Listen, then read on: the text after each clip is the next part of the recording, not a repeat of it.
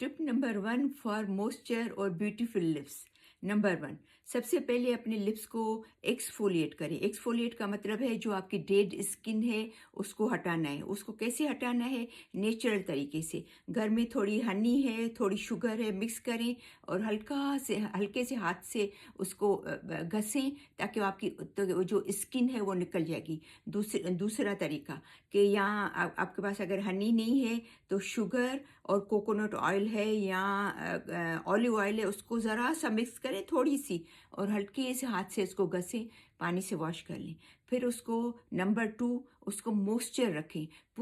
पूरा दिन coconut oil या ऑलिव ऑयल जो भी नेचुरल ऑयल्स हैं वो लगाया करें, बाहर की चीज़ें मत लगाया करें, ठीक है ना। नंबर 3, पानी ज़्यादा पिएँ। डॉक्टर्स कहते हैं जितना ज़्यादा पानी पिएंगे उतने आपसे आपके लिप्स मॉइस्चर होंगे, हाइड्रेट होंगे और खूबसूरत बनेंगे।